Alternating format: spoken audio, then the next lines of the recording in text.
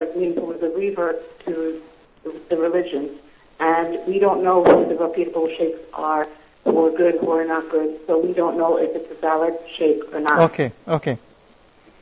Jazakallah khair. Sister Omar there, a correction from the United States of America. Brother Muhammad from Mauritania, he wants to know, is it obligatory to cover the face? We have this question a lot on Huda, so if you can quickly just give him an answer. He wants to know the position of the different opinions about the veil. It is an issue of dispute among scholars. The most authentic opinion, it is obligatory, it is mandatory. It is the thing that attracts people and the thing that turns them off.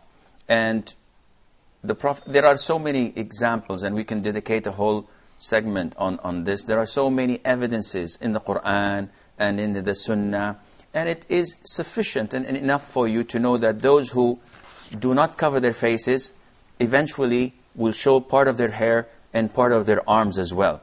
But those who cover from head to toe, it is next to impossible for them to show anything else because they're covered. They don't have any room to uncover anything. But again, it's an issue of dispute.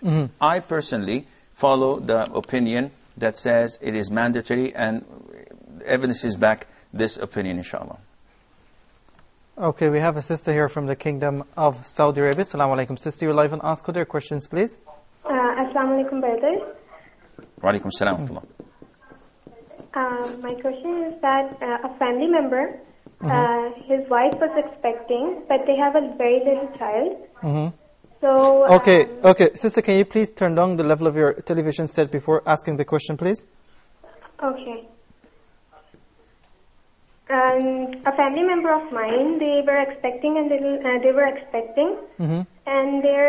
had a little child at the time, and the wife wasn't prepared to have another baby, so she had an abortion. She forced her husband to have an abortion. So now the husband wants to know what to do to repent all this. Okay, do you know the age of the fetus when they aborted it? No, sorry, we don't know the age. Okay, Jazakallah khair. Brother Muhammad there from Mauritania, he wants to know as well, the black clothes for women. Is this from Islam? It is part of Islam. There are hadiths that women used to wear black at the time of the Prophet ﷺ. Having said that, there are no direct order to wear black. Therefore, a woman can wear anything she wishes, providing it is not a fitna. It is not attracting people by the looks of it. So she can wear brown, blue, green, gray, but she cannot wear pink, for example. That would be a little bit absurd. Okay, and we have a question here from Brother Ayman, and he mentioned the ayah. I didn't get the ayah. If you can just repeat the ayah, he wants to know the meaning of it. He's asking about a verse of the Quran, and usually I do not like to comment on any verse of the Quran because it is not an easy thing to give tafsir off the tip of your hand, of your head. You know, the words of Allah, if you don't have knowledge of them, it's best for you to refrain. But the verse itself, what he recited, is quite obvious. Allah Azza wa Jal is giving us, and the Prophet ﷺ is telling us that Allah is telling him, come and let me tell you what Allah had made forbidden upon you. That is, that you should not associate others with Allah, which is major shirk. And then he said that you must be kind to your parents. And this is found in a number of verses of the Quran where Allah associates not associating others with Him with being kind to the parents. Just to show how important being kind to the parents is. And that is why the Prophet said, alayhi salatu wasalam, told his companions, shouldn't I tell you what are the most major sins? He said, associating others with Allah. And then he said, being unkind to your parents. SubhanAllah. So immediately he followed this with that. And also the verses in Surah Al-Isra, وَقَضَى رَبُّكَ أَلَّا تَعْبُدُوا إِلَّيَّهِ وَبِالْوَالِدَيْنِ إِحْسَانًا. Allah has decreed that you should not worship any other with Him, and that you should be kind to your parents. And so on in so many verses of the Quran.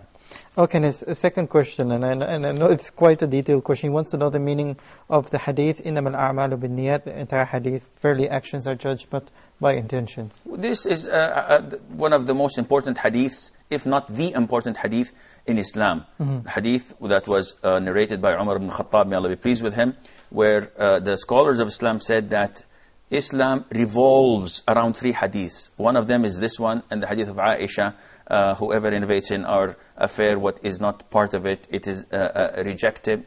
And the hadith of Nu'man ibn Bashir, may Allah be pleased with him and with his father, Al-halalu bayyin wal-haramu bayyin, permissible things are clear and forbidden things are clear as well. But this hadith tells us that whatever you do, it depends who are you intending it for, and it depends what are you intending with it. So there are 2 intentions. One that differs the tasks from one another. Now you're praying. Are you praying Dhuhr or Asr? If you intend to pray Asr while it is Dhuhr time, your prayer is invalid. Yes. And the second thing is the intention. Who are you doing it for? So who do you intend by this prayer? Do you intend Allah or do you intend someone else? If you intend someone else, then Allah, this is shirk, and you're associating others with Allah, and Allah will not accept that. Okay, we have Brother Ibris from Oman. Assalamu alaikum, brother. You're live on Ask Huda. Assalamu alaikum, brother. Assalamu alaikum. Wa alaikum assalam. Go ahead and ask your questions, please. Yeah, just I have 2 questions, Mr. Okay. One is, if I miss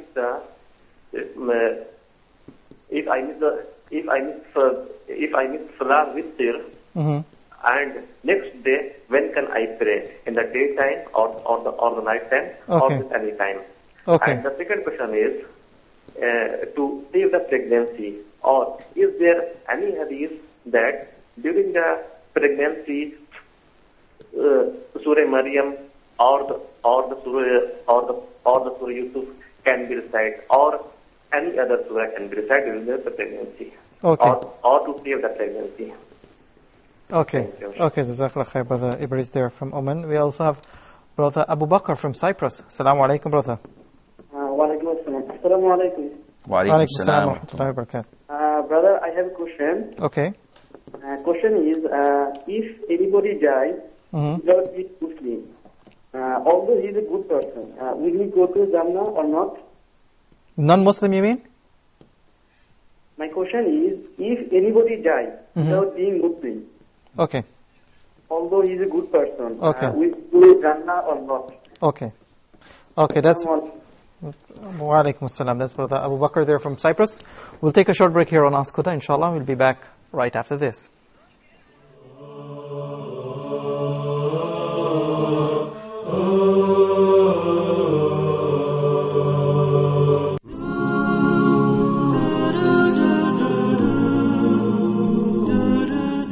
We are excited to inform our viewers that the Quran in Depth with Shaykh Ibrahim Zidan will be filmed live starting on Mondays at 1800 GMT.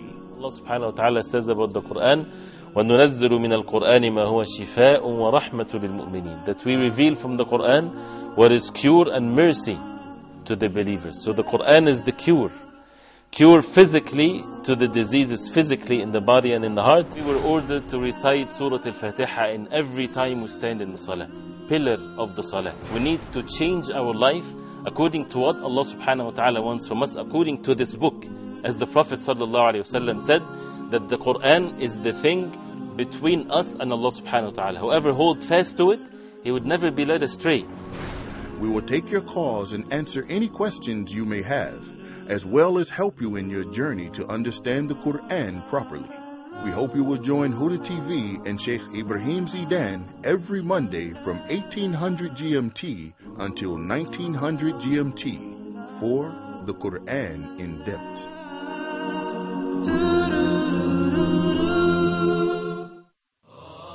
You know, sometimes it's important to take a break. We need to take a break. Take a break from what?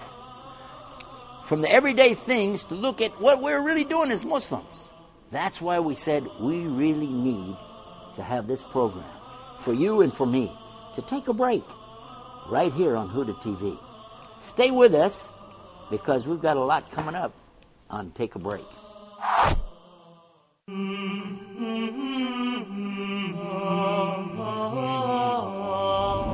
say that the translation has been indirectly influenced with the Israelite narrative.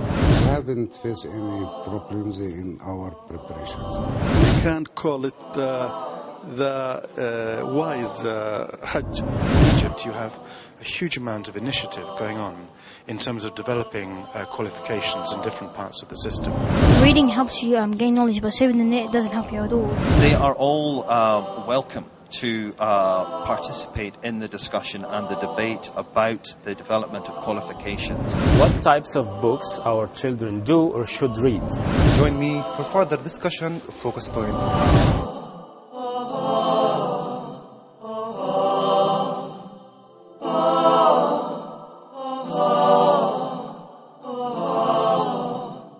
Huda, a light in every home.